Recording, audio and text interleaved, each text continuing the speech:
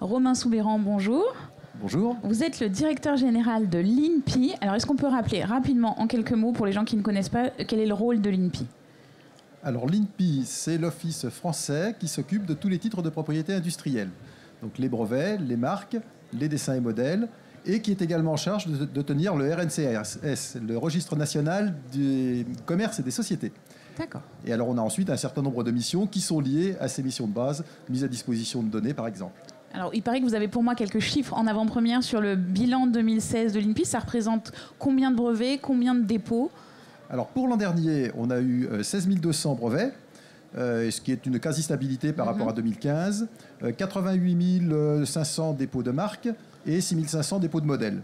Globalement, on est à peu près stable. Et à ça, on peut rajouter les 6 demandes d'homologation d'indication géographique qui sont un nouvel outil de protection de propriété industrielle qui a été mis en place dans le cadre de la loi consommation de 2014. Donc 6 demandes d'homologation et déjà 2 homologations qui ont été conférées, une pour les sièges de l'IFOL dans les Vosges et puis une pour les granites de Bretagne. D'accord. Alors dans ces chiffres-là, est-ce qu'il y a des secteurs qui émergent plus que d'autres?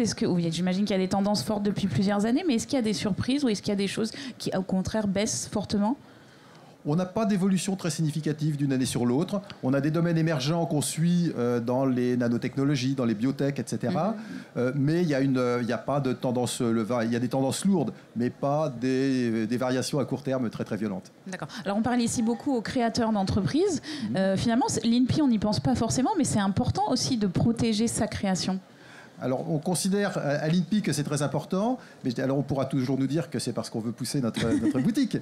Mais il manque, en France, il y a un vrai manque de culture de la propriété industrielle. Quand on se compare aux États-Unis, par exemple, ou à l'Allemagne, c'est des pays où très tôt, les jeunes, on leur explique et ils sont conscients de l'importance de se protéger et des enjeux de la propriété industrielle, du fait que c'est un levier de compétitivité et un levier de protection. Et ça, en France, c'est beaucoup moins le cas. Donc il y a un énorme effort de sensibilisation, on y travaille à l'INPI, de sensibilisation à faire pendant les études et un effort d'accompagnement à faire une fois que les entrepreneurs se sont lancés. D'accord, justement, comme on parle d'accompagnement, concrètement, comment ça se passe? Est-ce que vous avez des outils spécifiques pour les petites entreprises? Absolument, alors on a une gamme de formations qui commence avec ce qu'on appelle le Booster Pays. Le Booster Pays, c'est une prestation qu'on évalue à peu près à 1 500 €, mais qu'on fait gratuitement.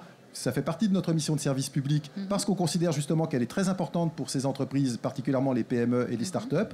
Donc dans le cadre de ce Booster Pays, eh bien, on va faire une sorte d'audit de l'entreprise, de son environnement. On fait un rapport, on fait une restitution à l'entreprise. Et à la suite de ça, et on propose donc, le cas échéant, quand c'est nécessaire, on propose un certain nombre d'actions ou d'actions plus exploratoires. Et là, on a une deuxième phase ensuite qui s'appelle le Pass Pays, qui, elle, va être facturée, mais on en prendra en charge la moitié du coût dans la limite de 5 000 € que nous paierons. Donc des actions qui peuvent être effectivement préparation d'un dépôt ou une veille sur les bases de données brevets ou un accompagnement à l'export, différentes prestations que le chef d'entreprise va pouvoir choisir en fonction des recommandations qu'on peut lui faire. D'accord, justement, vous parliez d'export. Quand je dépose mon brevet en France, je suis protégé aussi à l'export? Ah non, quand vous le déposez en France... Il ne faut pas oublier ce détail-là non plus. Vous avez un an, en fait, vous avez une priorité pendant un an pour demander une extension de votre brevet à l'étranger. Et puis après, vous n'êtes plus dans cette période prioritaire, mais jusqu'au moment de la publication, vous pouvez encore demander cette extension sans avoir la priorité. Donc jusqu'au moment de la publication, 18 mois après le dépôt du brevet. Très bien, on passe le message en tout cas aux entrepreneurs. N'oubliez pas de protéger vos créations et vos produits.